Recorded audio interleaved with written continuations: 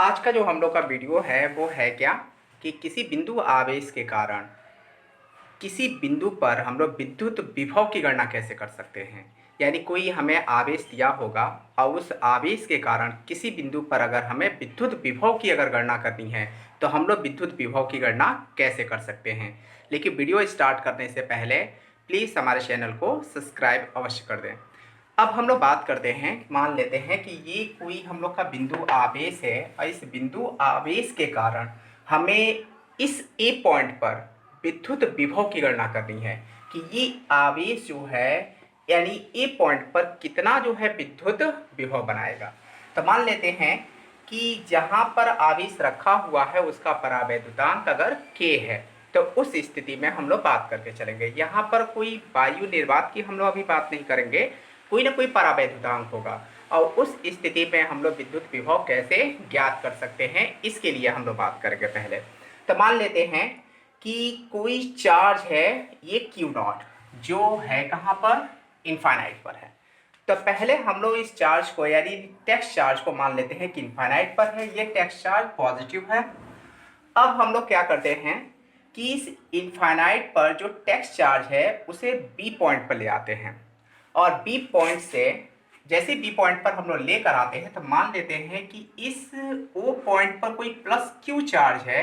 तो इस B point की जो दूरी है वो है कितनी, स्मॉल एक्स है। जैसे हम लोग ध्यान देंगे ये प्लस क्यू चार्ज है और यहाँ पर भी आ गया ये प्लस क्यू चार्ज। तो दोनों चार्जेस के बीच में यानी ये भी पॉजिटिव और ये भी पॉजिटिव, तो दोनों के बीच में एक इलेक्ट्रोस्टैटिक्स फोर्स लगना प्रारंभ हो जाता है। यानी ये जो है इसे मान लो कि बाहर की ओर ढकेलना स्टार्ट कर देता है, तो इस पर एक फोर्स बाहर की ओर लग जाता है क्या, F, जिसे हम लोग इलेक्ट्रोस्टैटिक्स फोर्स कह सकते हैं। तो पहले तो हम लोग काम कर लेते हैं यहाँ पर, यानी प्लस क्यू नॉट और क्यू के बीच में कितना जो है फोर्स कार्य कर रहा है। तो फोर्स कार्य कितना कर रहा है इसे काउंट करने के लिए हम लोग कूलम्स लॉ का प्रयोग कर लेते हैं। तो पहले हम लोग ध्यान देते हैं कूलम्स लॉ से आवेश प्लस क्यू के कारण कोई धन परीक्षण आवेश है क्यू नॉट पर लगने वाला जो हम लोग का वैद्युत बल होगा वो एक्चुअल में कितना हो जाएगा। तो हम लोग जानते ही हैं F equal to 1/4 pi epsilon naught into K Q into Q naught by X square, क्योंकि इन दोनों आवेशों के बीच की जो दूरी है वो है x और इन दोनों के बीच में लगने वाला जो फोर्स है वो हम लोग का रिपल्सन फोर्स बाहर की ओर कार्य करेगा। तो इस स्थिति में हम लोग ने फोर्स की कल्पना कर लिया।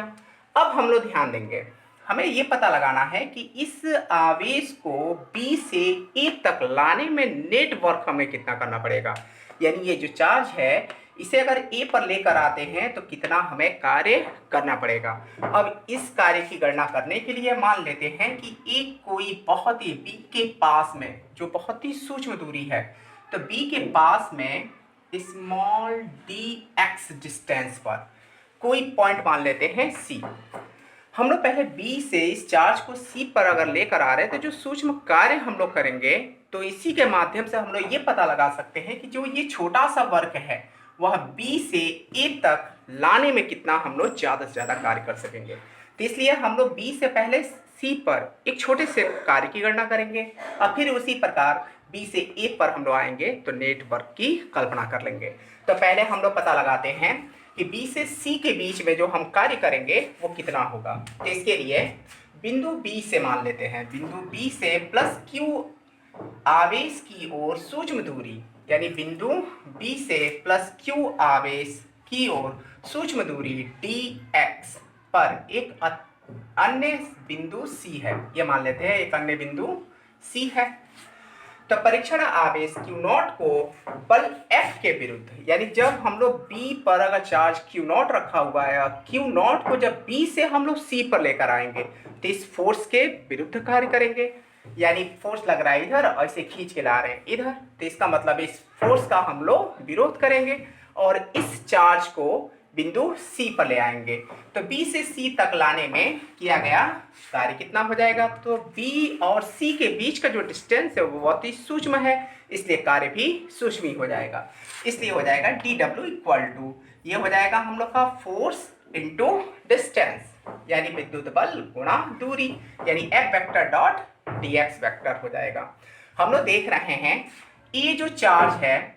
इन दोनों चार्जेस के कारण फोर्स लग रहा है इधर और खींच के ला रहे हैं इधर। इसका मतलब है कि हम लोग जब इस आवेश के कारण इस पॉइंट पर अगर हम लोग देखें तो फोर्स इधर लग रहा है, लेकिन इस चार्ज को अगर इधर खींच रहे हैं, डिस्प्लेसमेंट कर रहे हैं इधर, तो इसके बीच में एक डिग्री बन जाएगा, यानी देखा जाए फोर्स इधर और डायरेक्शन इधर, तो इसके बीच में जो डिग्री आएगा बी पॉइंट पर वो हो जाएगा 180 डिग्री हो जाएगा। तो यहाँ पर थीटा बन जाएगा कितना, 180 हो जाएगा, क्योंकि हम लोग जानते हैं F vector dot D x vector को लिख सकते हैं F D x cos theta लिख सकते हैं, और जहाँ थीटा है कितना 180, तो हम लोग यहाँ पर जैसी वैल्यू रखेंगे तो minus F into D X हो जाएगा। और एफ का वैल्यू पहले ही हम लोग काउंट कर चुके हैं 1/4 पाई एप्सिलॉन नॉट इंटू के into Q into Q naught by X square into D X हो जाएगा। तो हम लोग यहाँ पर विशेष रूप से देख रहे हैं ये वैल्यू माइनस में होगा, तो ये हो जाएगा minus 1/4 pi epsilon naught into K, I हो जाएगा Q into Q naught into upon में X square into D X हो जाएगा। तो इस स्थिति में हमने देखा कि बी से सी पर लाने में अगर चार्ज को हमें डी डब्ल्यू कार्य करना पड़ता है, तो परीक्षण आवेश क्यू नॉट को अनंत से यानी इनफाइनाइट से ए तक लाने में हमें कितना कार्य करना पड़ेगा।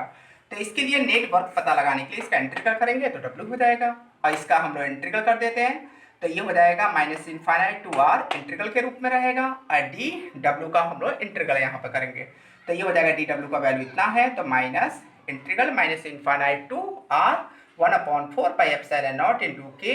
Q into Q naught X square into D X हो जाएगा। अब हम लोग यहाँ पर ध्यान क्या देंगे, ये जो वैल्यू कांस्टेंट है, ये वाला जो वैल्यू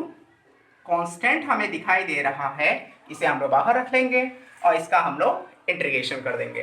तो ये हो जाएगा minus Q into Q naught by 4 pi epsilon naught के, इंटीग्रल हो जाएगा माइनस इनफाइनाइट से आर, और ये हो जाएगा D x upon x square हो जाएगा, और 1/x स्क्वायर का इंटीग्रल करते हैं तो ये हो जाता है क्या minus 1/x infinite to are हो जाएगा। और जैसे ही अप्लाइंग द लिमिट करेंगे तो पहले ये माइनस माइनस प्लस हो जाएगा, ये हम लोग ध्यान रखेंगे, और इसमें हम लोग अप्लाइंग द लिमिट करेंगे तो पहले अपर लिमिट x के स्थान ले लेगा r और x का स्थान ले लेगा माइनस करके -1 बाई इनफाइनाइट हो जाएगा, तो इसका वैल्यू हो जाएगा 0, तो ये हो जाएगा W equal to 1/4 pi epsilon naught K into Q naught by R हो जाएगा। लेकिन हमें तो ये पता लगा कर देना था कि इस प्लस क्यू के कारण